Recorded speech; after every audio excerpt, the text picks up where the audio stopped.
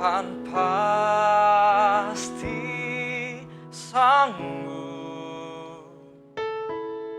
tangannya takkan terlambat untuk mengangkatmu. Tuhan masih sanggup, percayalah, Dia tak tinggalkanmu.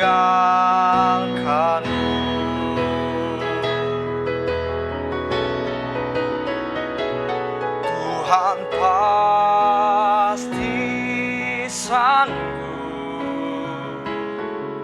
tangannya takkan terlambat untuk mengangkatmu. Tuhan pasti sanggup, percayalah, Dia tak tinggalkanmu.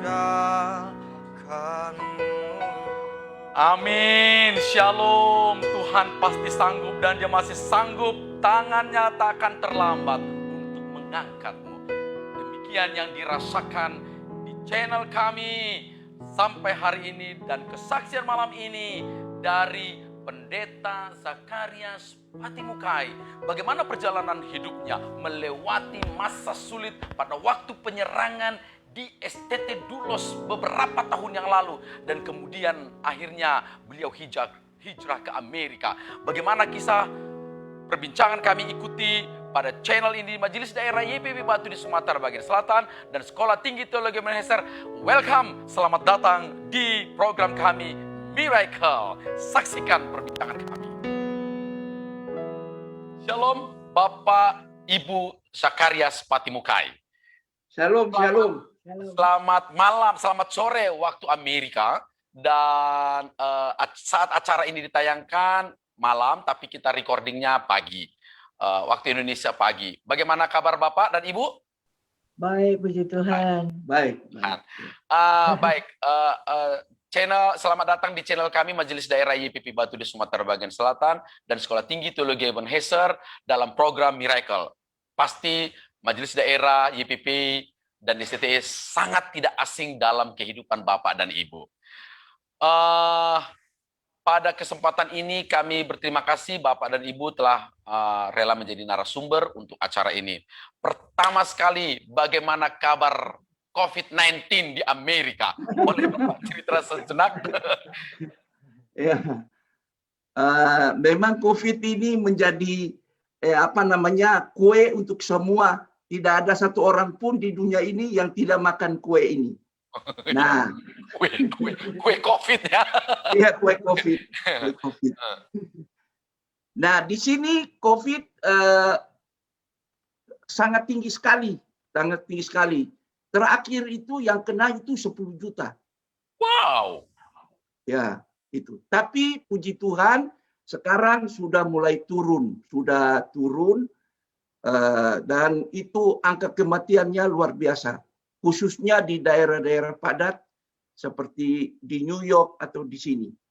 Itu angka kematiannya tinggi sekali. Oh, sebentar. Bapak Ibu tinggal di mana ini? Bapak Ibu tinggal di mana? Kami tinggal di California Selatan. Ada sebuah kota kecil namanya Ontario. Oke, Ontario. Nah, Oke. Ya. Nah, Ontario sini ada banyak Ontario. Tapi Ontario yang dimaksud itu kota di sini di California Selatan. Bapak Ibu, saya dengar Bapak Ibu sudah divaksin. Bagaimana sudah. Proses vaksinasi di Amerika? Ibu dulu. Saya duluan vaksin dari suami saya. Karena saya bekerja di bagian bagian nurse. Jadi saya duluan. Jadi tanggal 4 Februari saya mulai vaksin. Itu juga ada efeknya juga ya. Saya besoknya panas. Terus saya cuma minum Tylenol aja. Terus saya 2 hari off, jadi saya istirahat. Kemudian sudah selesai, enggak ada panas lagi. Oke. Itu vaksin di Amerika itu apa namanya? Produk Amerika sendiri atau juga kayak kami Ya. Sinovac? Oh, enggak. Oh, Moderna. Moderna. Amerika punya ada dua, Moderna sama Pfizer. Oke, dari Amerika sendiri ya. Oke, baik. Baik, Bapak dan Ibu, bagaimana kabar keluarga dari sampai sekarang? Keluarga kami baik-baik. Kami sekarang tinggal anak kami yang terakhir.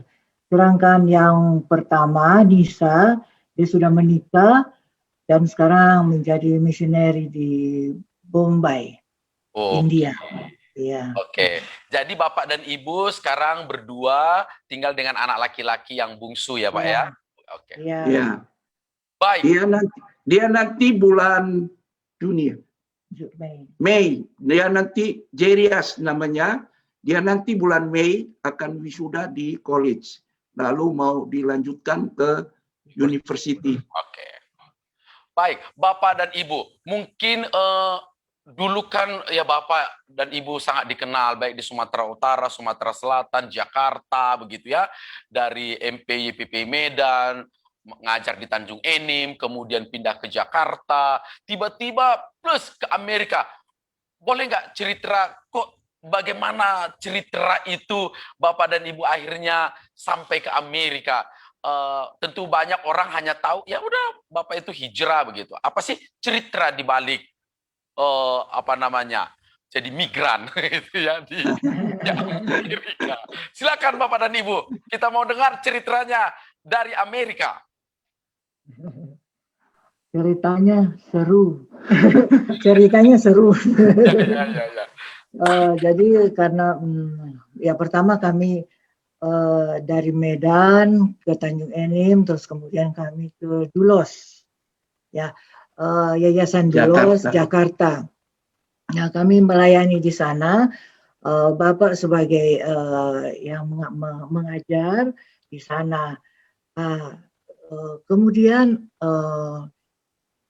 pendek aja ceritanya. Jadi ada isu-isu orang luar mau menyerang kita. Jadi kita sudah dikasih training bagaimana cara kalau kita diserang, bagaimana caranya, kita harus kemana, kalau ada anak bagaimana, siapa yang harus tolong, begitu. Nah terus waktu berjalan, ya enggak ada kejadian. Tapi satu waktu pada bulan Desember, pas hampir semua mahasiswa keluar karena ada pelayanan Natal dan sebagainya. Jadi yang tinggal di dalam tidak semua mahasiswa karena sebagian pulang ke daerah-daerah juga ada. Ya seperti kita di Tanjung Enim, kalau libur Natal pada pulang ke kampung kemana-mana. Kira-kira jam 6 sore kami duduk santai di rumah. Mahasiswa yang lain ada yang di kamar, ada yang pokoknya yang ada di dalam asrama itu ya di santai-santai. Tiba-tiba di rumah kami kedatangan mahasiswa lari, ketok pintu, Pak, Bu, buka. Kenapa? Kita bilang, ini mereka sudah datang. Mereka siapa? Dalam hati saya.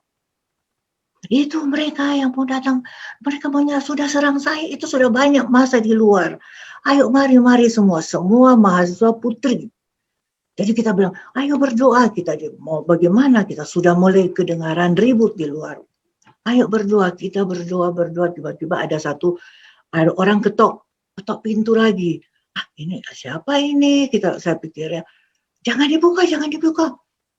Dia ketok terus, rupanya mahasiswa. Pak, buka. Jadi kami buka, dia masuk. Kami sudah bingung di dalam, karena di luar sudah mulai ribut.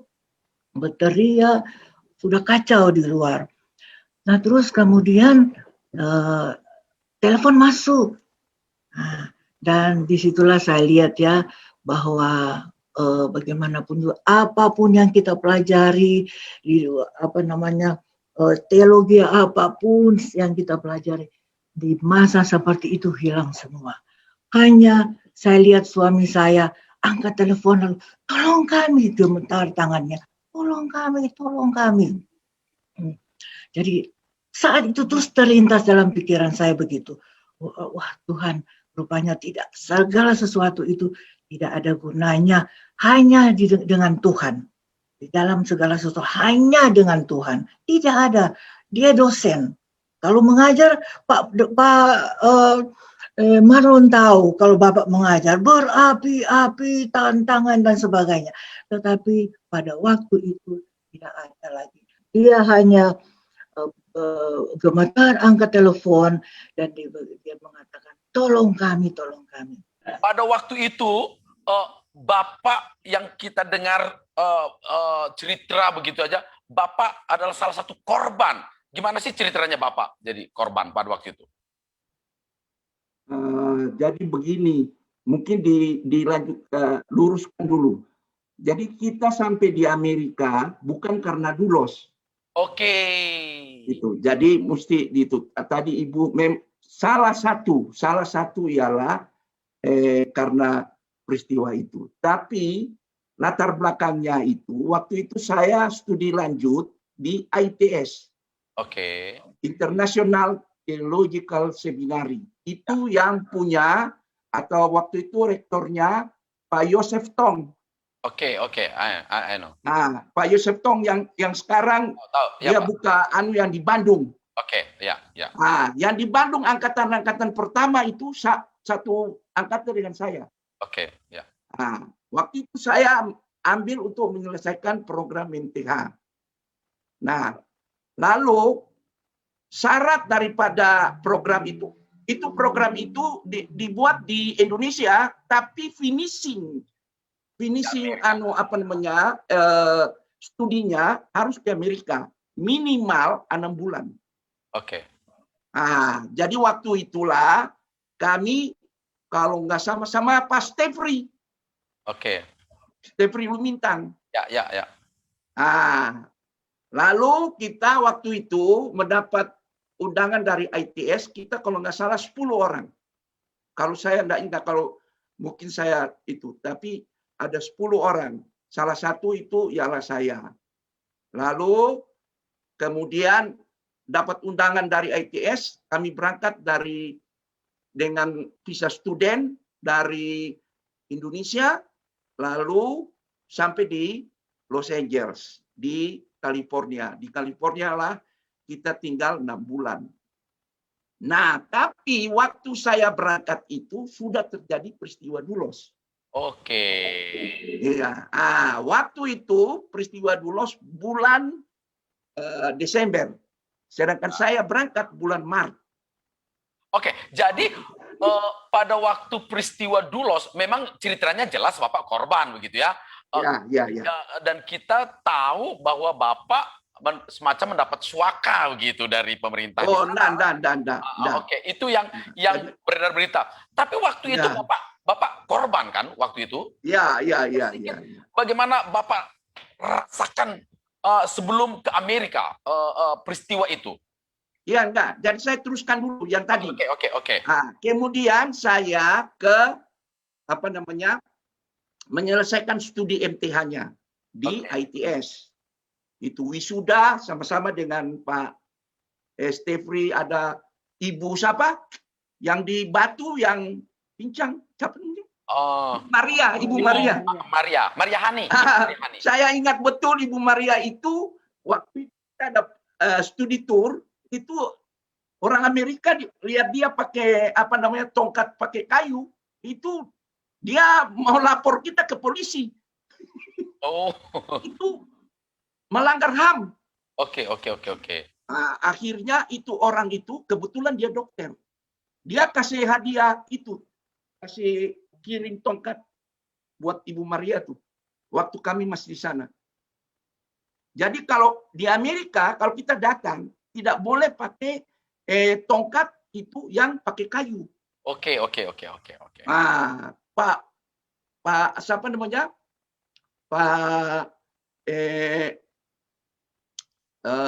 Pak Yosef Tong waktu itu lupa betul. Kalau enggak dia kena tuh. Oke. Enggak boleh. Itu. Ya, karena itu melanggar HAM. Benar. Oke. Jadi singkat cerita, lalu akhirnya setelah itu karena waktu itu saya di sini hampir 1 tahun. Oke. sebelum pulang. Ya, Kemudian di sini kan ada GMI, betul, betul. Gereja Misi Injil Indonesia. Waktu itu ada di Tulsa, itu banyak sekali student orang Indonesia Ya, ya. yang dikirim oleh siapa namanya Tulsa itu di di Oklahoma, itu satu kota Oklahoma, itu dekat tempat pembuatan pesawatnya Boeing. Ya. Jadi di situ banyak sekali orang Indonesia waktu itu, waktu zaman Pak Harto itu dikirim ke situ untuk belajar untuk Membuat pesawat Boeing. Pesawat. Ya. Membuat pesawat di perusahaan Boeing. Boeing, ya. Tapi perusahaan Boeing-nya itu di Seattle. Oke. Di situ itu tempat training. Lalu akhirnya waktu masih saya di situ, saya pergi ke bantu untuk membuka pelayanan di situ karena tidak ada hamba Tuhan. Nah, singkat cerita, mereka merasa bahwa saya perlu untuk meneruskan itu. Oke. Itu. Jadi itu kalau yang ngomong-ngomong suaka itu salah. Oke. Nanti baru itu. Kemudian saya pulang. Jadi ini sebenarnya kalau mau diteruskan ini cerita menarik. Saya mungkin orang Indonesia pertama yang mengalami 9/11. Oke.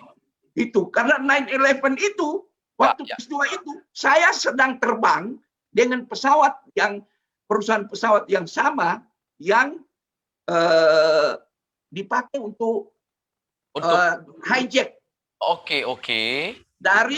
Dari Oklahoma ke Los Angeles. Oke. Jadi waktu itu semua lapangan terbang ditutup seperti perang dunia. Nah, waktu 11 September itu Bapak juga sedang terbang di juga? sana. Saya di sana. Oke. Itu. Dan lagi terbang, lagi di atas pesawat. Oke. Dan waktu di atas pesawat itu, kemudian itu pilot bilang, semua tenang dan dengar instruksi dari Gedung Putih. Wow. Lalu instruksinya bilang begini, semua pesawat yang di atas udara Amerika mendarat. Kalau enggak, ditembak. Wow. Jadi akhirnya pesawat saya putar balik. Dia mendarat di satu kota namanya Wichita. Mungkin you pernah dengar itu. Ya. Itu Kansas, di daerah Kansas. Itu siapa namanya? Bill Clinton itu dari situ. Dari Kansas, yes. Oke. Ya. Enggak, bukan dari daerah itu. Kansas itu Wichita. Ya. Itu kami waktu itu turun mendarat di lapangan terbang untuk penyemprotan hama. Oke. Jadi waktu itu, waduh, saya bingung betul. Ini di mana gitu. Dan habis itu Guard Nasional itu mengevakuasi kita. Semua masuk di mobil, diperiksa satu-satu. Nah, kebetulan nama saya Sakarias. Oke. Iya kan, itu sama dengan salah satu. Betul. Itu, waduh, Yang saya membawa ditahan. yang menumburkan gedung kembar itu Ya, ya? gedung itu. Ya, oke. Dia punya nama kan Sakarias. Ya. Itu. Mereka mencurigai saya. Dia interogasi saya bahasa Inggris juga kacau-kacau waktu itu kan. Apalagi wajah Bapak juga ada Iya, kayak. itu kayak orang Timur Tengah. Oke. Ya. Ini kalau cerita jadi panjang ini. Ya. Singkat cerita, akhirnya saya diinterogasi. Itu karena dia bilang, coba kamu spell kamu punya nama. Saya bilang Sakarias. What? Sakarias. Karena kalau orang di sini, Amerika kalau bilang Sakarias, Sakaraya, bukan Sakarias. Ya, Zekaraya. Oke. Ya. Jadi, wah itu jadi masalah. Ya. Jadi masalah. Jadi terus dia tanya, Kak, what come from? Saya bilang saya dari Indonesia. Oh, really? Dia percaya karena muka saya kayak begini, dia tahu saya orang Timur Tengah. Itu akhirnya mungkin sekitar 18 jam. Wah. Saya diinterogasi dibawa ke lapangan terbang. kita waktu itu setelah dievakuasi dibawa ke lapangan terbang di Wichita. Nah, habis itu 3 alternatif. Anda mau tinggal di lapangan terbang sampai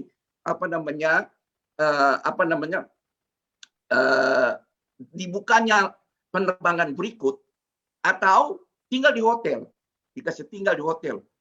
Atau yang ketiga, kalau saya pikir-pikir, pertama, wah kacau kalau berarti tidur di lapangan terbang. Ya. Kedua, kalau pergi di hotel, aku belum tahu ini di sini daerah apa, bagaimana.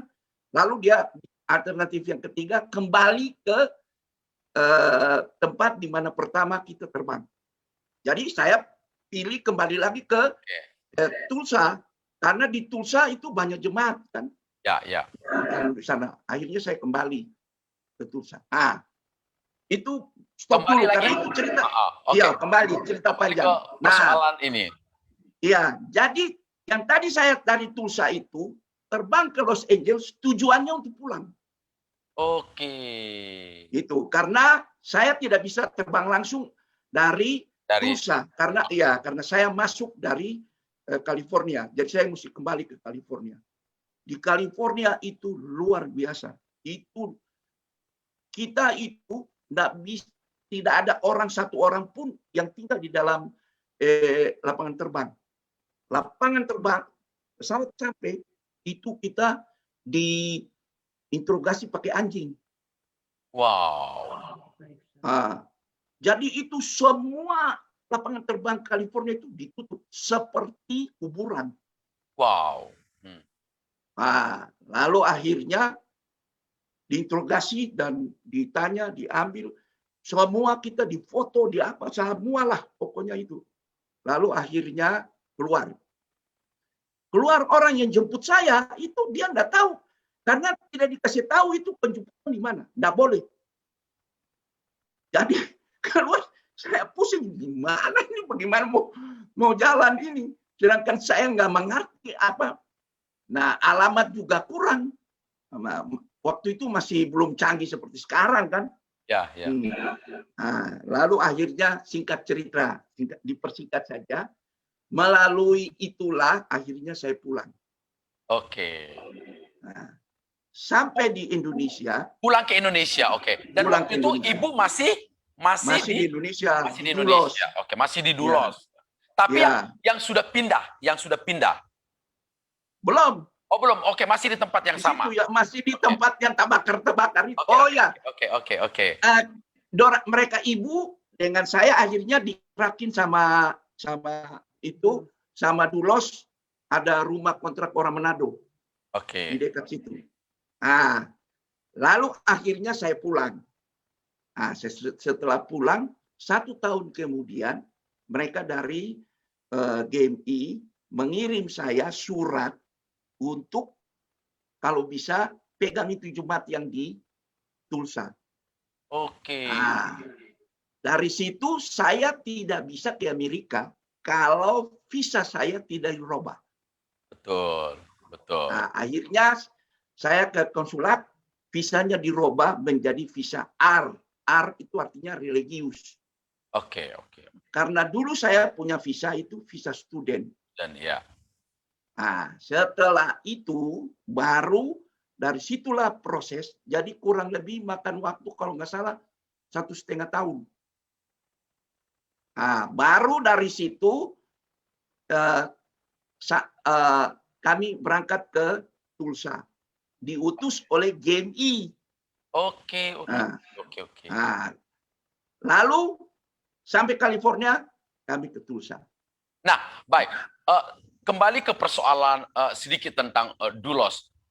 Memang tersiar berita bahwa Bapak Ibu benar-benar jadi korban kekerasan pada waktu itu, ya. Bahkan dibilang saya sudah meninggal. Oke. Dan ceritanya itu gimana sih, Pak? Boleh dijelaskan nggak? Keseriusan peristiwa itu dari versi Bapak sebagai korban. Iya. Jadi begini, seperti tadi Ibu bilang kan, Ibu sudah cerita. Sekarang saya lanjutkan. Nah, waktu itu sudah ini masih seperti dulu kan, TVRI kalau sore ada Dunia Dalam Berita. Ya. Sekarang nggak tahu masih ada enggak? Saya nggak tahu, saya nggak pernah nonton televisi. Dulu jam 9 malam lah, oke. Iya. Kira-kira begitu. Jadi itu waktu itu ternyata itu pasukan, menurut sesudah peristiwa itu ini hasil interogasi polisi, bukan saya yang ngomong. Oke. Itu. Jadi hasil interogasi polisi itu menyatakan bahwa mereka yang menyerang itu sudah menunggu kita karena waktu itu kan pas Desember itu bulan puasa. Oke, ya.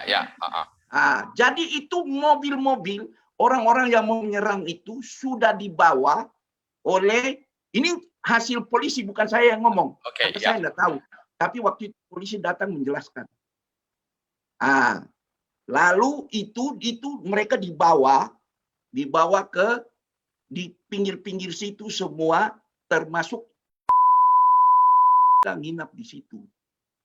Jadi menurut interogasi itu ada dibawa dari Lampung, dari Jawa Barat, dari mana-mana dibawa semua di situ pakai bis. Oke. Itu. Taunya dari mana? Karena ternyata mereka itu punya selebaran. Oke. Dan selebaran itu ada di dalam kompleks kita, ditemukan. Ya. Saya harap satu waktu kalau saya mau tulis itu buku, mau saya foto-fotonya ada. Saya punya foto albumnya lengkap. Iya. Kasih lihat. Lalu di situ Dora sudah bikin bom Molotov. Oke. Nah, bom Molotovnya itu cirinya itu bom itu ada botol isi bensin. Ya. Lalu di kepala botol itu ditaruh tasbih. Oke. Nah, menurut mereka itu ada ya, nggak tahu lah saya nggak. Itu urusannya lah ya. Urusannya lah. Nah, lalu ditanya, mengapa sampai kalian menyerang kami? Apa salahnya? Ya. Menurut jawaban mereka menyerang karena sesudah itu ini beritanya itu dapat karena sesudah itu 9 penggerak lapangannya ditangkap. Iya. Jadi berita ini dari 9 penggerak itu. Sesudah itu malam itu mereka sudah berdoa di situ semua. Itu sebabnya dia kasih contoh begini. Kita ini menyerang Dulos itu atas perintah. Dia kasih contoh.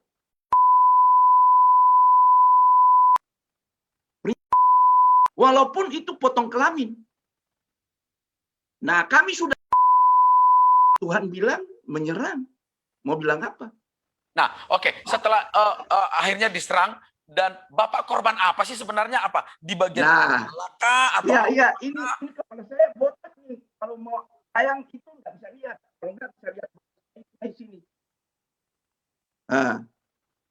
Ada 4 bekas potong di sini. Oke. Gitu. Ya, jadi. Dan Bapak berapa orang yang menyerang Bapak waktu itu? Ya ini nanti mau cerita ini.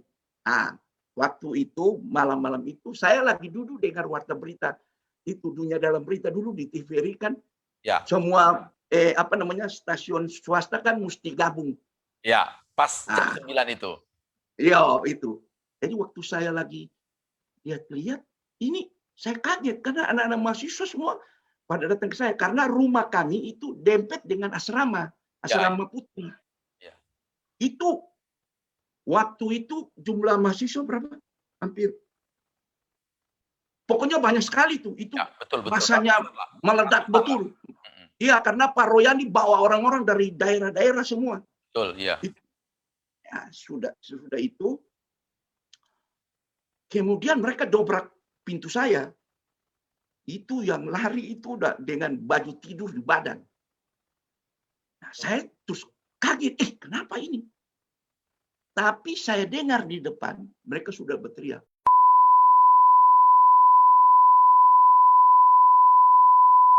Lalu mereka sudah, saya sudah dengar itu, saya sudah mulai tahu ini.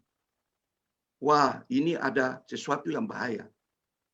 Padahal you tahu nggak, itu kompleks kita itu bukan sembarang, itu dijaga oleh orang-orang yang ya hebat lah.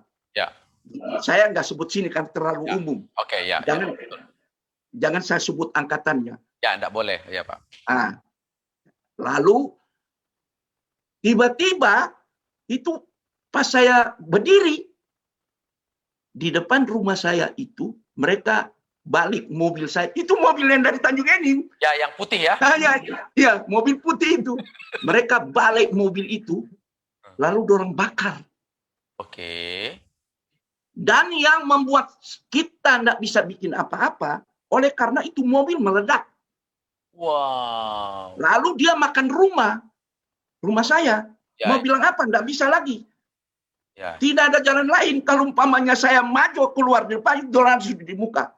Ya. Terpaksa kalau lewat belakang sudah tidak bisa karena itu rumah itu sudah habis meledak. Lalu rumah saya yang terbakar itu di sampingnya itu ada gardu listrik. Waduh. Jadi itu api makan itu gardu listrik dan gardunya meledak. Itu meledaknya kayak bom. Ya. Itu. Jadi itu saya rasa Tuhan juga atur. Ya. Dengan meledak itu dia juga takut orang kira kita. Kita ada bom kan? Ya. Itu. Nah, melalui itu aku kesempatan keluar. Oke. Dari belakang dapur. Oke. Nggak bisa karena gelap. Itu tutup semua itu gardu. Ya. Itu. Oke. Iya. Gardu itu semua itu. Tapi satu sisi itulah kesempatan mereka siksa kita. Tidak. Ya. Oke. Ya. Akhirnya saya keluar dari belakang itu bawa anak-anak mahasiswa saya itu waktu itu kira-kira ya ada 30 atau 20 sampai 30 lah. Kami jadi saya bilang oke, sekarang kita mau keluar, sudah tidak ada jalan lain. Kalau kita tidak keluar, ini kita dimakan api. Ya, betul. Itu. Jadi satu-satunya jalan keluar, tapi mereka sudah menjerit. Mereka bilang itu mereka yang datang itu sudah lari dengan itu. Waktu itu di otak saya itu waktu saya lihat mahasiswa saya di otak saya itu saya berpikir karena lagi rame kan waktu itu masalah serang menyerang apa ini kan. Ya. Dan selalu itu identitasnya kalau ada penyerangan begitu perkosa. Waduh, ya. Itu beritanya, itu isu. Beritanya ya karena saya ikuti terus. Ya. Di mana-mana kan. Itu. Dan you bisa bayangkan itu semua mahasiswa saya itu dari kira-kira 30 itu hanya ada kalau nggak salah saya sendiri yang laki-laki. Laki-laki. Oh ya ada mahasiswa satu laki-laki. Nggak, sebentar Pak. Waktu itu Bapak sudah dilukai atau masih? Belum. Oke. Ya, itu waktu saya terpikir itu. Ya. Itu sebabnya kalau saya keluar saya sudah mulai berpikir ini wah gawat ini. Ya. Karena saya akan bawa ini mahasiswa. Maaf saja itu dorang sudah lari. Ada yang waktu dorang lari datang ke saya itu sudah dipukul sama mereka. Oke. Itu. Jadi ada mahasiswa itu yang maaf ya setengah telanjang. Ya. Karena baju tidur. Ya. Ada yang baju sudah daster. Waduh waktu saya lihat ini saya bilang waduh gawat ini. Tapi tidak ada jalan lain. Saya mesti keluar. Ya. Akhirnya saya keluar. Tapi itu asrama itu, waktu saya keluar asrama itu, semua gedung di dalam, dalam kompleks itu sudah penuh dengan bom molotov terbakar, habis. Itu bom molotov itu kayak bintang di atas. Ya. Itu. Dorang lempar, siram bensin, dorang bakar. Ya. Habis. Di belakang rumah saya itu ada lapangan sepak bola. Ya. Itu baik untuk ya kayak kita di Batu kan ada lapangan sepak bola kan di belakang itu. Jadi akhirnya waktu saya keluar ke situ, dorang lihat saya Dorang bilang itu pemimpinnya, ambil kepalanya. Waduh. Itu. Saya akhirnya rombongan itu datang dan dorang akhirnya mendesak kita, suruh berjalan ini, gitu, kayak tentara begitu. Ya. Lalu dorang kumpulkan kita di dalam lapangan itu. Wow. Di lapangan itulah saya dipotong. Waduh. Bagaimana Pak kesiapan hati Bapak waktu itu melihat kelewang dan lain sebagainya itu? Itu Bapak sudah siap mati nggak waktu itu? Sudah. Waktu saya mau keluar itu, saya peluk semua mahasiswa saya itu dan saya berdoa. Ya. Nah, saya bilang, Tuhan Yesus, saya mau menyerahkan hidup saya untuk anak-anak saya. Nisa waktu itu masih kecil. Jerias itu masih digendong-gendong sama mbahnya ikut. Itu. Nah, sebentar Pak. Saya ikut baper. Waktu Bapak mau siap itu, Ibu posisi di mana? Di belakang, di sama. Oh, sama dengan Bapak dan Ibu. Iya. Nggak ada jalan lain. Kita rumah habis terbakar. Mau apa? Nggak ada. Nggak bisa. Jadi, Nisa dengan adiknya digendong. Bapak sendiri yang di depan. Dipersekusi. Iya. Semualah dipukul. Oke. Ya, tapi saya di depan yang membawa jalan. Oke. Lalu akhirnya, ini ceritanya jadi panjang lah, kira-kira begitu. Lalu saya nggak bisa sebut di sini karena ada hal-hal yang berhubungan dengan agama. Sensitif, ya. Singkat cerita, yang saya mau tekankan ini yang menarik. Waktu kami lagi disiksa di situ, saya dipotong. Itu, darah. Ini saya. Ya, oke. Darahnya luar biasa keluar. Itu anak-anak mahasiswa saya itu sudah berteriak, dalam nama Tuhan Yesus. Orang lihat saya dipukul di depan. Dilempar pakai itu paving, tahu paving? Ya, oke. Paving. Ya, karena tidak ada batu, dorong cungkel itu paving. Orang lempar kita, pukul dia bambu. Akhirnya itu semua selesai itu, mereka mungkin bosan pukul kita, akhirnya mereka suruh kita duduk di tengah lapangan itu. Tapi ini yang menarik. Tiba-tiba itu muncul seseorang yang pakai baju Hajj. You know Hajj? I know. Oke. Lengkap baju putih Hajj. Ya. Oke. Lalu orang itu dia bilang ke kita, berdiri. Anak-anak itu takut. Ini karena setiap kali kita berdiri, mereka pukul. Ya. Orang pura-pura sembunyi-sembunyi di gelap-gelap, lihat kalau kita berdiri, pukul. Pukul dengan pipa. Ya. Singkat cerita, akhirnya dia muncul pertama, Hans itu. Akhirnya dia hilang. Wow. Dan I believe sekarang itu saya percaya itu malaikat. Angel. Benar-benar muncul, terus? Ya. Cuma dia kasih belakang, dia nggak kasih muka. Wow. Kemudian ini yang mungkin yang saya mau tekankan karena ini spiritual experience yang sangat menarik. Iya. Ada bunyi orang banyak di sana hilang. Ya. Muncul lagi dia kedua. Pakai belakang juga. Dia bilang berdiri. Anak-anak semua enggak mau berdiri. Saya juga masih ragu-ragu mau berdiri atau enggak. Hilang lagi. Ada sana.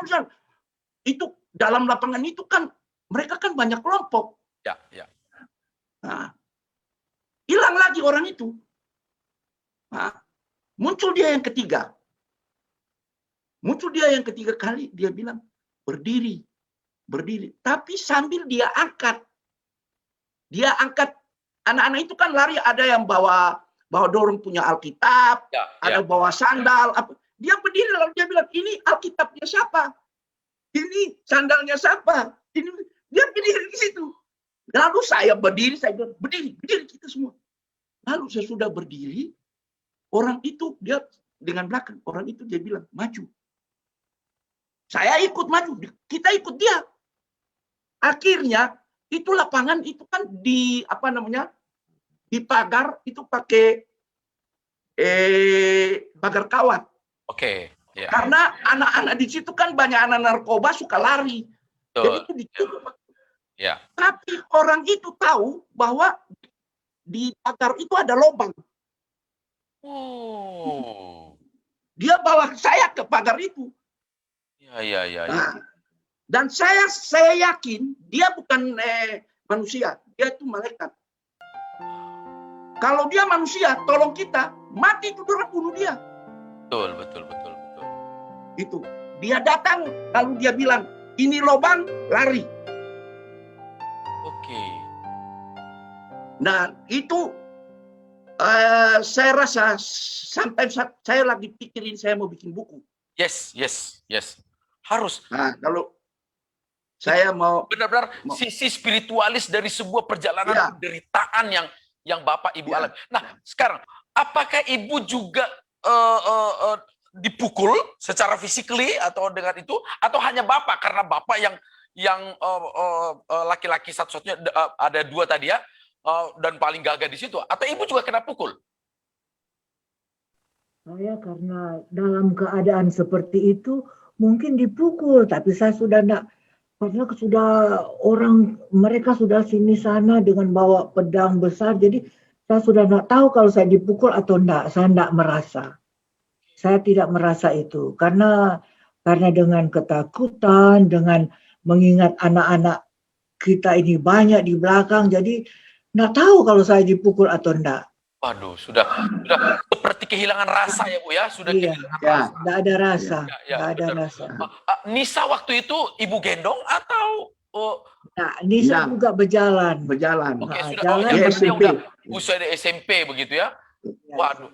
Nah, lantas waktu itu Bapak ini kan sudah berdarah-darah, kemudian akhirnya ditunjukkan oleh Ya. malaikat ini menuju lubang itu, dan Bapak Ibu tahu bahwa sebenarnya di situ ada lubang. Nggak ada yang tahu. Nggak ada yang tahu. Iya, nggak ada yang tahu sama sekali. Itu. Saya juga kan nggak ada pergi itu pagar kawat itu sudah bikin berapa puluh tahun, kita nggak mengerti. Oke. Itu. Setelah keluar dari lubang itu, lantas kemana? Jadi begini, sebelum keluar, Ya. saya waktu sampai di lubang itu saya suruh semua keluar. Saya yang terakhir. Ya.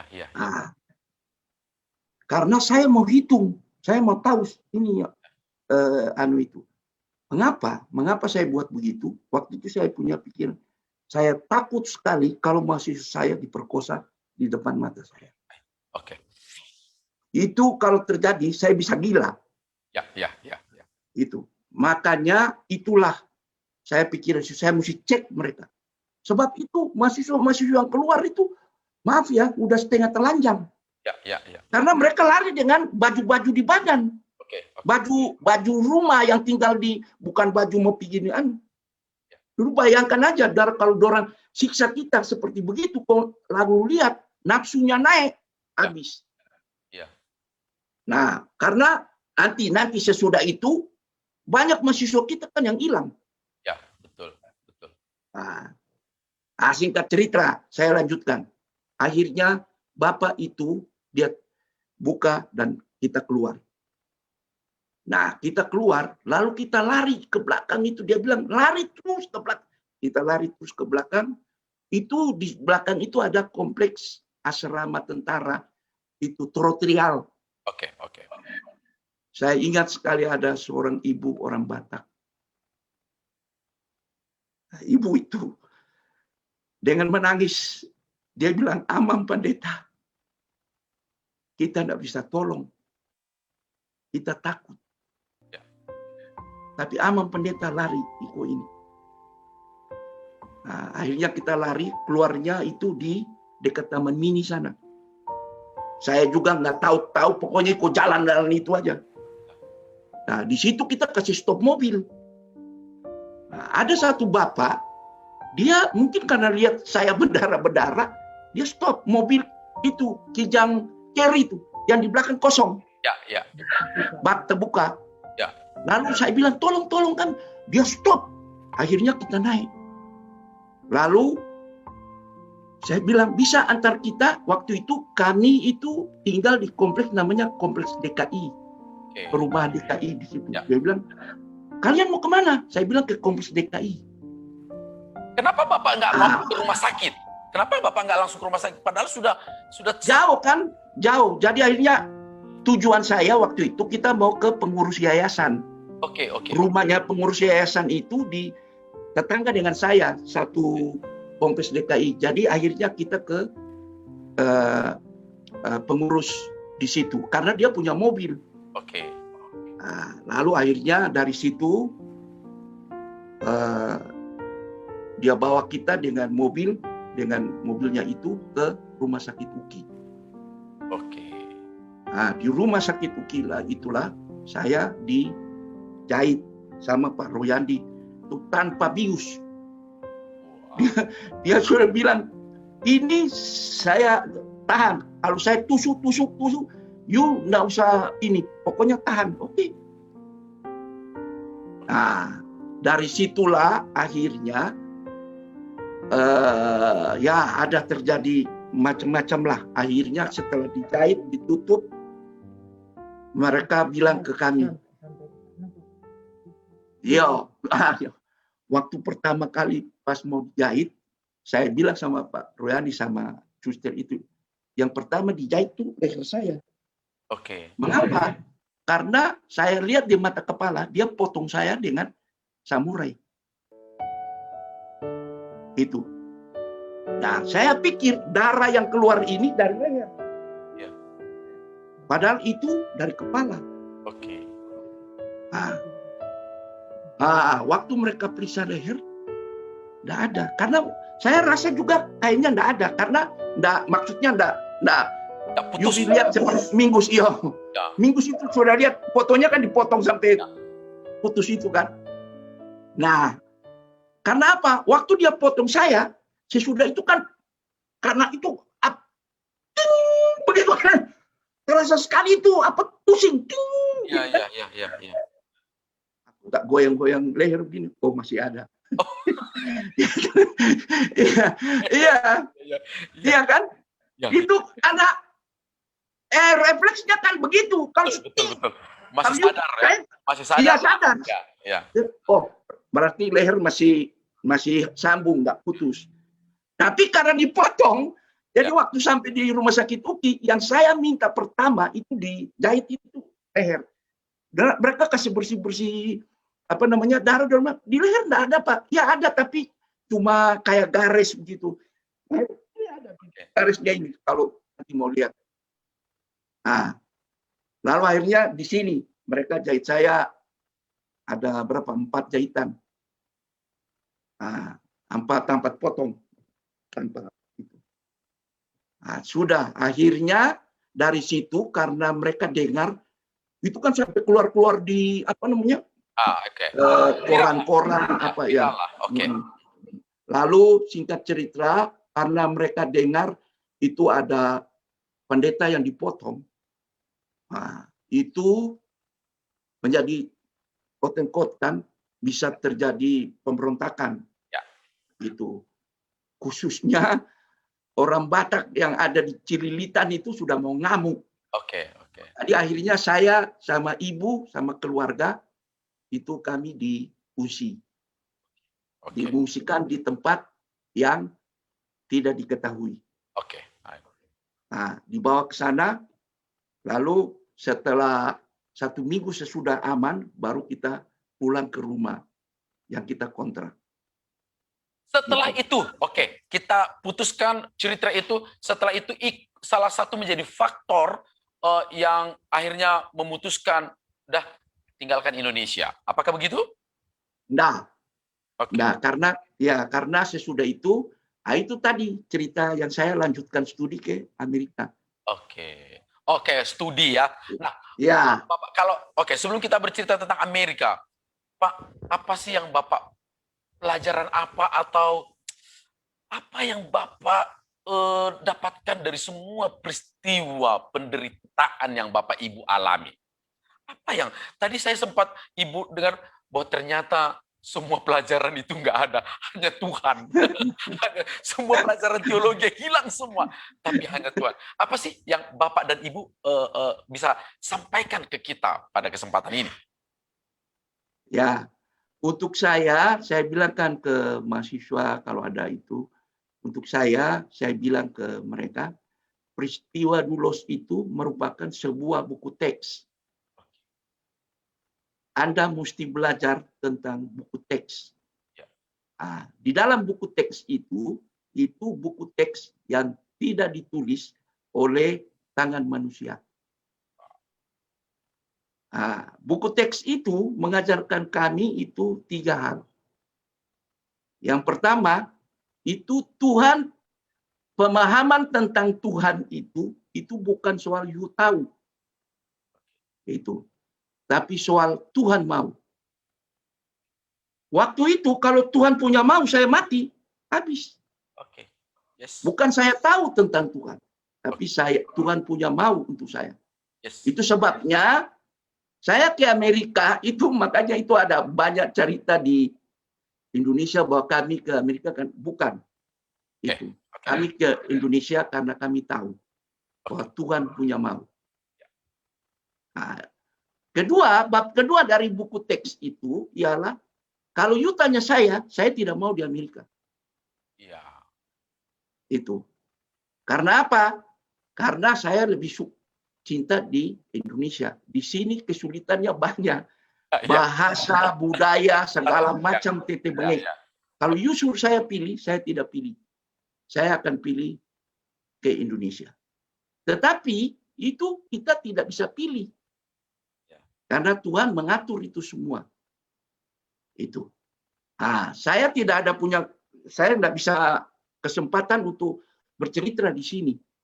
Itu. Tetapi intinya bahwa itu saya tidak tahu apa itu soal suakala apa segala macam itu saya tidak tahu. Itu. Nah, satu hari guru daripada anak saya, waktu itu anak saya itu mau sekolah lanjutan. Kalau dia lanjutkan, berarti dia itu akan jadi international student. Itu bayarnya mahal sekali. International student itu orang-orang kalau datang sekolah ke sini dari Indonesia itu kan, dia pun papa kaya raya. Nah, ini pendeta miskin terhadap apa ini mau sekolahkan anak, apa? Tapi Tuhan itu baik sekali. Itu guru Nisa itu jago matematika. Itu waktu itu dia ambil pertandingan matematika se-California Selatan itu dia juara nomor 1. Wow. Itu. Gurunya ini profesornya itu orang Vietnam. Ya. Orang Vietnam mengalami seperti yang perang-perang begini kan? Ya, I know. Oke. Dia cerita dia mama, papa sangat mengerti keadaan. Ya, lalu dia bilang, dia panggil kami dan dia bilang, ini anak dia bisa pulang ke Indonesia. Oke. Nah, you bayangkan, saya akan menganukan dia supaya dia bisa sekolah di Amerika karena dia pintar. Dari situlah setelah itu kita saksikan waktu dia lihat foto-foto itu, waduh, dia terkejut, dia bilang, oh my God, sebenarnya kalian ini mestinya mati. Iya. Dari situlah baru perjalanan kita menuju kepada, karena tidak ada jalan lain. Kita mesti bikin green card. Kalau nggak ada green card, anak-anak saya nggak bisa sekolah. Dari situ bayar mahal sekali. Ya. Itu waktu itu Nisa mau masuk, dia punya prestasi bagus begitu aja, dia mesti bayar itu 43.000. dolar. You mau dapat uang dari mana? Betul. Jadi itu makanya saya bilang itu buku teks. Oke. Nah, bentar, Pak Sakaris, Ibu, saya mau tanya. Kan ini kan saya agak sedikit mengenal Bapak dan Ibu, apalagi soal bahasa begitu. Ibu lebih bagus bahasa Inggrisnya waktu di Tanjung Enim daripada Ya, Bapak. guru bahasa Inggris. Kemudian berani ke Amerika, meskipun menjadi student di ITS, kemudian tiba-tiba tinggal dulu di Jakarta sudah oke. Itu memang nekat atau gimana perasaan seorang istri biasanya lebih peka terhadap hal-hal seperti ini? Ibu memang siap tinggal di Amerika dengan Bapak waktu itu? Ini memang setelah peristiwa itu hati saya seperti tiap kali lihat orang melihat saya curiga. Oke. Begitu. Trauma. Jadi agak trauma sedikit. Jadi waktu bila mau ke Amerika, sebenarnya saya sepertinya tanda kutip, saya Tuhan, kalau Tuhan memang mau bawa ke Amerika, memang saya terbuka untuk datang ke Amerika. Ya karena memang kalau dari segi suami saya ya, dia sudah bilang dia memang suka di sini. Tapi setelah ada panggilan dari Amerika, saya tahu juga itu dari Tuhan. Karena setelah peristiwa itu, waktu peristiwa Dulos itu, kami berlibur ke Manado. Di Manado saya betul trauma. Jadi tiap kali lihat orang saya tutup pintu. Itu orang siapa itu? Kenapa dia lihat-lihat kita gitu loh. Nah dari Manado, liburan dari Manado ke Balikpapan. Sampai di Balikpapan, saya sebenarnya tidak mau ke Jakarta lagi. Ya. Waktu pendek sekali untuk memutuskan apa ke Jakarta atau tinggal di Balikpapan, tapi ngapain di Balikpapan begitu. Ya. Nah, sehingga akhirnya anak saya terlambat sekolah karena saya sendiri yang bilang mau Jakarta tiket sudah mau beli tiket atau enggak begitu. Sehingga saya telepon kepala sekolah anak saya Nisa bahwa kami terlambat begitu. Oh, kamu harus datang katanya anak karena anakmu sudah terlambat sekolah. Iya. Terus ada satu waktu kami berdoa ya, dapat firman Tuhan. Ya, saya enggak siap itu, tapi firman Tuhan itu saya lupa di mana. Tetapi di situ dikatakan Tuhan sudah saya lupa ya. Tapi maksudnya begini. Pengertiannya. Orang yang ditentukan mati orang yang ditentukan mati terbunuh, tapi Tuhan menghalangi seperti gitulah. Oke. Jadi saya merasa bahwa Tuhan bersama dengan kami mau balik ke Jakarta. Jadi itulah kami tiba di Jakarta. Dan terus menerus saya masih trauma, sehingga naik taksi pun saya bilang sama taksinya bilang mau kemana? Saya bilang sama suami saya jangan bilang kalau kita mau kemana, nanti dia tahu rumah kita. Nah, bagaimana mau bilang alamat nanti bagaimana dia mau antar kita? Segitu dalamnya saya punya trauma, sehingga waktu dibilang ke Amerika saya bagaimanalah ya. Saya bilang Tuhan, kalau Tuhan izinkan kami ke Amerika, ya Tuhan kasih dana, Tuhan kasih semua. Dan memang dana memang dari sini dari Amerika ada kasih dana, tapi tidak cukup. Jadi Tuhan kalau Tuhan mau kasih ya itu akhirnya Tuhan cukupkan, berarti itulah Tuhan izinkan. Baik, apa sih Pak tantangan terberat? Kan banyak, tentu saya sendiri juga tidak tahu bagaimanalah hidup di Amerika begitu ya. Apa pergumulan Bapak yang terberat yang Bapak rasakan selama tinggal di negeri orang? Ya, yang pertama itu pergumulan pelayanan. Pelayanan di Amerika dengan di Indonesia itu beda langit dan bumi. Wow, oke. Mengapa? Sebab tantangan di sini untuk pelayanan bukan soal agama. Ya. Tapi soal sekularisasi. Dan itu sejak kita kecil sampai kita tua, sampai jadi hamba Tuhan, kita tidak pernah mengalami feel seperti itu. Oke. Sulit. Melayani di sini sulit. Nah, akhirnya kita melayani bersama-sama dengan mau dengan tidak mau itu berangkat dari komunitas orang Indonesia. Ya. Pasti. Tapi komunitas orang Indonesia di sini juga nggak gampang. Betul. Karena orientasi berpikir mereka sudah berubah. Tidak seperti di Indonesia. Nah, ini juga tidak gampang. Itu sebabnya kalau you tahu, orang-orang Amerika yang pergi pelayanan ke Indonesia, orang tidak mau pulang ke Amerika. Ya. Karena tantangan pelayanan di sini itu jauh berbeda. Oke. Nah, itu yang pertama. Itu sulit. Makanya saya selalu mau rindu pulang ke Indonesia. Wow. Karena untuk mau melayani itu jauh lebih mudah. Ya. Itu. Tapi Bapak kalau kan sudah punya green card kan?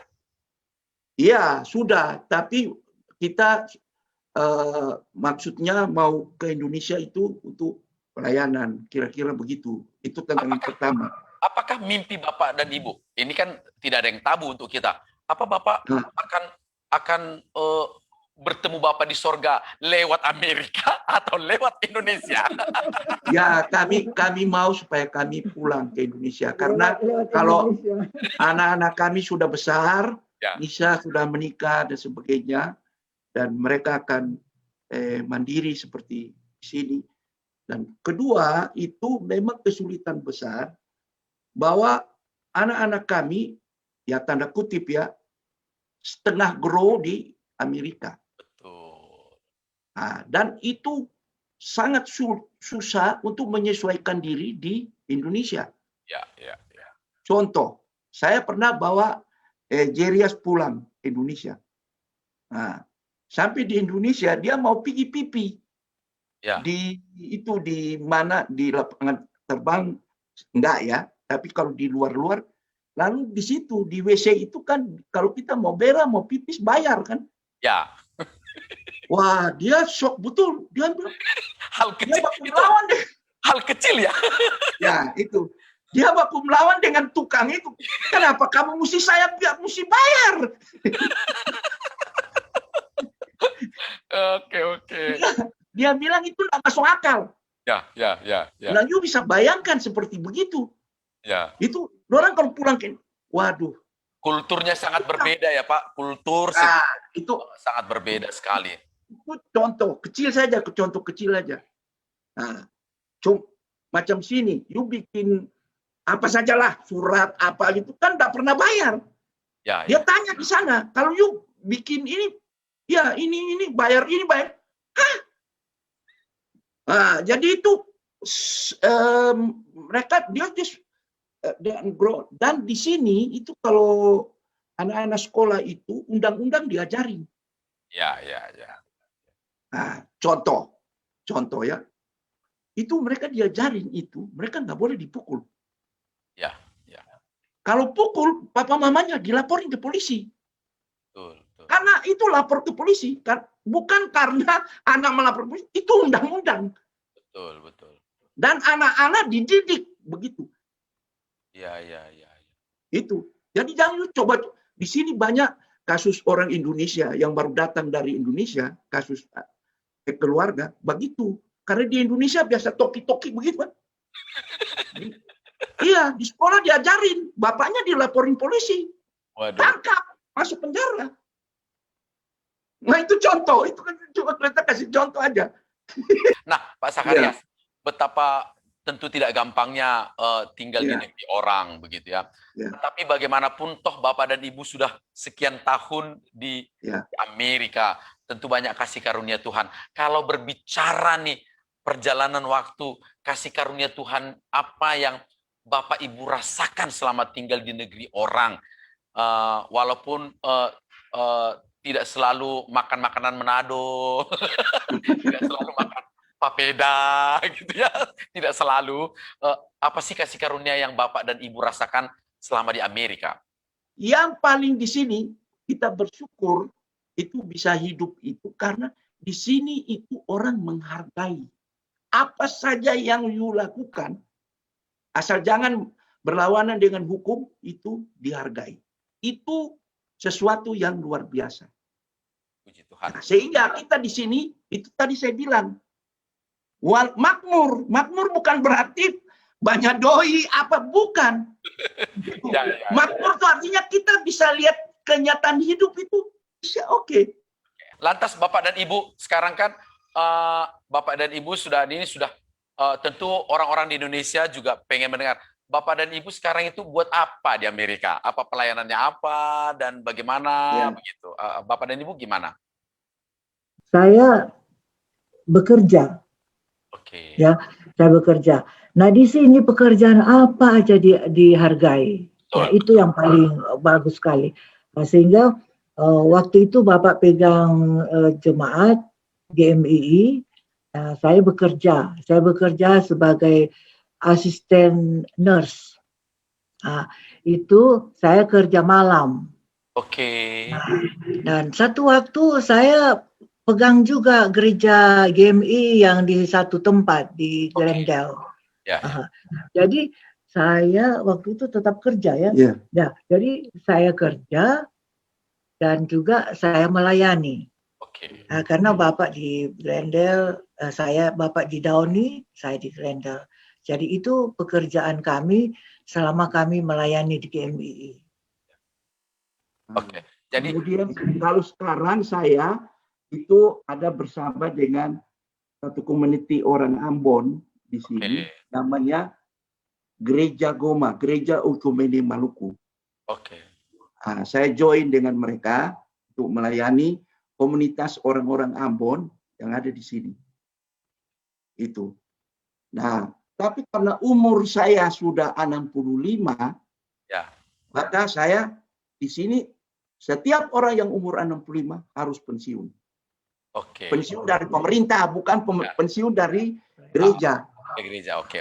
Jadi saya dapat pensiun dari pemerintah, memang kecil sekali. Kalau di Amerika itu sangat kecil. Tapi kalau dikurskan ke Indonesia lumayan lah. Itu. Kalau nanti Bapak pulang ke Indonesia, itu dana pensiun masih dapat nggak? Ya, saya punya pensiun. Pensiun itu bukan. Itu berkat amazing dari Amerika ya. Bapak bisa agak sedikit foya-foya balik ke Jakarta ya. Enggak lah. Itu ya kalau untuk hidup ritual ya lumayan lah. Nah, karena ibu kerja itu di sini kalau kerja dia perusahaannya itu memberikan jaminan pensiun ke pemerintah. Wow. Gitu. Jadi itu sebabnya kita bisa hidup di sini. Karena di sini living cost-nya tinggi sekali. Sangat tinggi. Dan kalau saya dengan ibu ini termasuk orang miskin. Karena di sini living cost-nya itu untuk menentukan itu standar hidup.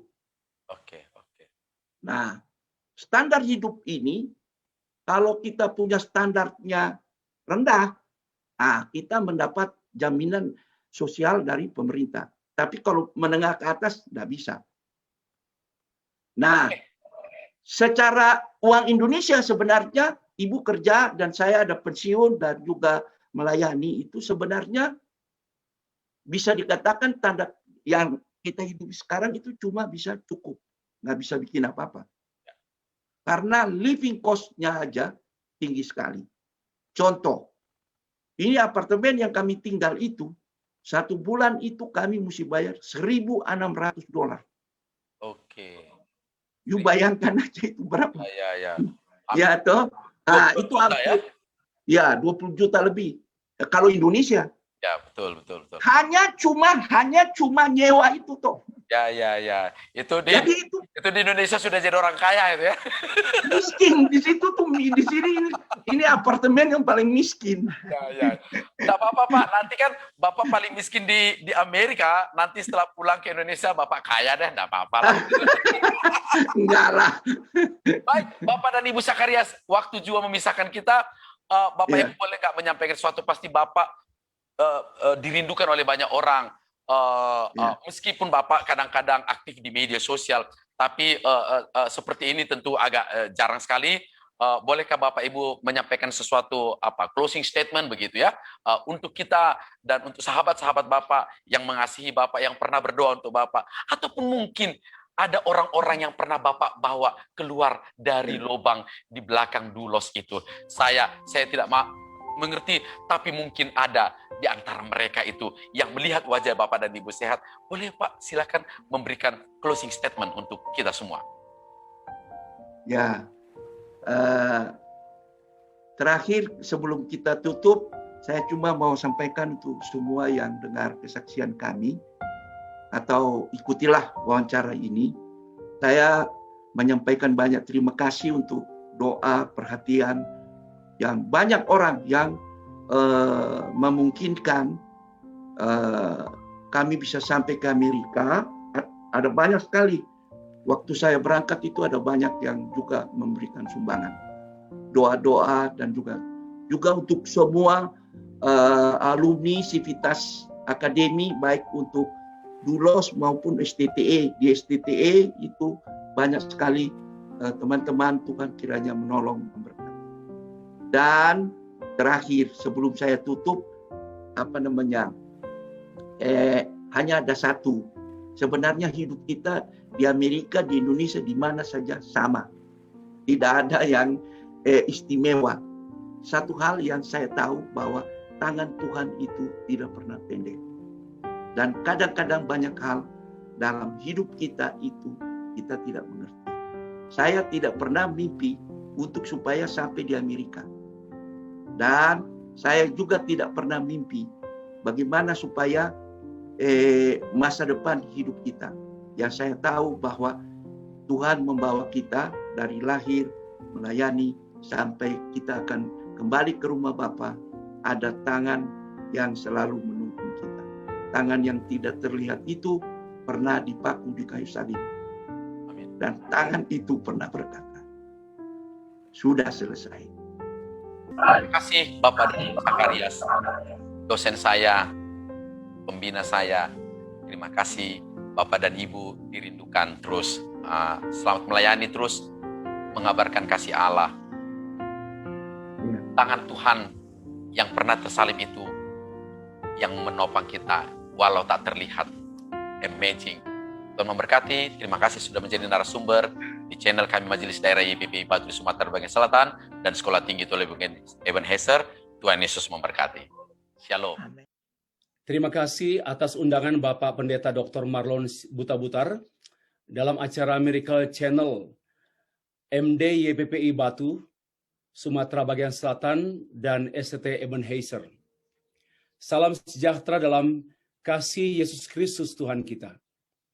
Menyimak perjalanan hidup Bapak Pendeta Zakarias Patimukai bersama istri, melewati sejumlah kesulitan yang bukan hanya silih berganti, melainkan juga bertubi-tubi, bahkan bahaya mengancam nyawa keluarga, khususnya saat dikepung oleh kelompok massa yang menyerang kampus STT Dulos beberapa waktu yang silam.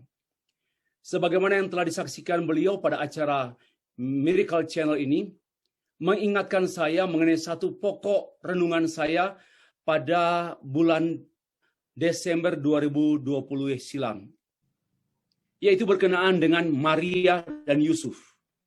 Sekalipun Yusuf dan Maria, orang tua Yesus Kristus, ditugaskan oleh Allah, khususnya Maria, menerima tugas yang mulia ini, mengandung, melahirkan, dan membesarkan Yesus Kristus yang adalah Allah, Juru Selamat satu-satunya.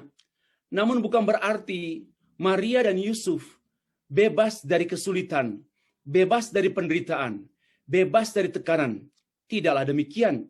Karena kenyataannya, Maria dan Yusuf dalam perjalanan mereka mentaati kehendak Allah, mereka mengalami kekurangan, sulit mendapatkan tempat untuk menginap, sulit untuk mendapatkan tempat untuk melahirkan. Bahkan mereka harus menyingkir ke Mesir karena mereka dicari-cari oleh Herodes. Herodes merasa tersaingi dengan lahirnya juru selamat. Herodes merasa bahwa kelahiran Tuhan Yesus Kristus adalah ancaman bagi tahtanya.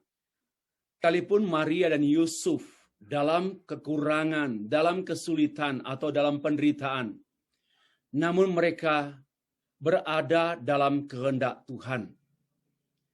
Melakukan kehendak Allah tidak bebas dari kesulitan, kekurangan, bahkan bahaya. Demikianlah pelayan Tuhan. Dan itulah pelayanan pekerjaan Tuhan. Pelayanan Kristen hampir tidak bebas dari pergumulan, kekurangan finansial, kesulitan-kesulitan, tidak lancar dalam urusan-urusan legalitas, bahkan bahaya-bahaya yang mengancam nyawa pelayan Tuhan, gereja Tuhan. Harus berpindah-pindah tempat, tidak ada jaminan finansial seperti pelayanan Kristen selama berabad-abad. Tidak pernah lepas dari kekurangan, dari pergumulan menghadapi kekurangan, dari penderitaan, bahkan dari penganiayaan. Pekerjaan Tuhan yang dipercayakannya kepada kita, semua hamba Tuhan yang hidup dalam kemurnian, dari zaman ke zaman, di seluruh dunia, dapat dipastikan tidak mungkin bebas dari penderitaan. Sekalipun dalam rangka mengerjakan apa yang ditugaskan oleh Allah, pasti bergumul dengan kekurangan biaya, kesulitan dalam pelbagai urusan, tidak lancar, bahkan sering dalam bahaya dari musuh-musuh Injil dan musuh-musuh gereja. Namun itulah kehendak Tuhan, dan itulah kemuliaan Tuhan bagi gerejanya. Itulah kemuliaan Tuhan bagi hamba Tuhan. Tuhan Yesus sendiri memberikan suatu pernyataan mutlak. Setiap orang yang mengikut aku, ia harus menyangkal dirinya, memikul salibnya, dan mengikut aku. Pengikut Kristus adalah pemikul salib. Orang Kristen disebut pengikut Kristus, maka mesti memikul salib. Dan menderita itu adalah hal yang wajar sebagai satu kemuliaan dari orang yang beroleh tanggung jawab untuk memikul salib. Hamba Tuhan yang menderita adalah hamba Tuhan yang normal. Dan itulah yang dialami oleh pendeta Sakarias Patimukai. Inilah hakikat orang Kristen, apalagi hamba Tuhan. Ya, sayangnya pada beberapa dekade terakhir ini, ajaran sukses atau kemakmuran, saya tidak menyebutnya teologi, melainkan ajaran sukses dan kemakmuran telah mengubah kekristenan, mengubah wajah gereja, mengubah wajah pelayanan Kristen, karena menyingkirkan salib dari gereja, menyingkirkan salib dari pelayanan. Sehingga gereja dan para pelayan mengejar kesuksesan, pola hidup makmur, mewah, seperti yang nampak pada gaya hidup mereka para pemimpin gereja dengan fasilitas yang serba ada dan serba mewah. Salib telah hilang dalam pelayanan mereka, karena arti mengikut Kristus telah berubah juga menjadi pengikut berkat-berkat Yesus. Memikul salib bukanlah suatu tugas dan kewajiban orang percaya, melainkan hak yang istimewa yang pasti dialami oleh setiap orang percaya, oleh setiap pengikut Kristus. Kata mengikut Kristus hampir tidak terdengar lagi dalam pemberitaan gereja masa kini. Dan hampir tidak terlihat lagi dalam gaya hidup orang Kristen. Bahkan hampir tidak nampak lagi dalam pelayanan gereja pada masa kini. Kesaksian pendeta Sakarias Patimukai dan istri sebagai satu seruan untuk gereja dan pelayan-pelayan gereja kembali kepada hakikat Kristen, hakikat pelayanan Kristen yang sejati, yang tidak dapat dipisahkan dengan Kristus, dengan salib Kristus. Melayani berarti memikul salib. Melayani berarti mengikut Kristus. Mengikut Kristus berarti memikul salib. Tidak ada kekristenan tanpa salib, dan tidak ada pelayanan tanpa salib. Inilah panggilan bagi orang percaya yang bukan hanya dikaruniakan untuk percaya, melainkan juga menderita bagi dia. Sebagaimana yang tertulis dalam Filipi pasal 1 ayat 29. Jadi, kesaksian pendeta Sakarias Patimukai bersama dengan istri adalah satu peneguhan, baik bagi mereka sendiri maupun bagi kita hamba-hamba Tuhan, bagi gereja, bahwa pelayanan hamba Tuhan tidak dapat dipisahkan dengan penderitaan, dengan salib. ini merupakan satu suffering journey, satu perjalanan menderita, mengikut Kristus, memikul salib. Saudara yang dikasihi Tuhan, ini pula sebagai satu panggilan kepada kita gereja Tuhan, kepada kita hamba-hamba Tuhan untuk terus memikul salib, untuk terus menderita, untuk terus mengikut Kristus, demi kehendak Allah terlaksana di bumi ini seperti di surga. Soli Deo Gloria. Shalom, terima kasih kesaksian Pendeta Sakarias Patimukai dan Ibu, dan juga statement peneguhan dari Pendeta Dr. Stefri Indra Lumintang, PhD. Terima kasih semua sahabat yang sudah bersama-sama dengan kami di acara ini. Sampai jumpa di lain kesempatan di semua acara dari live streaming Majelis Daerah YPP Batu Sumatera Bagian Selatan dan Sekolah Tinggi Teologi Ebenezer. Sampai jumpa, Tuhan Yesus memberkati.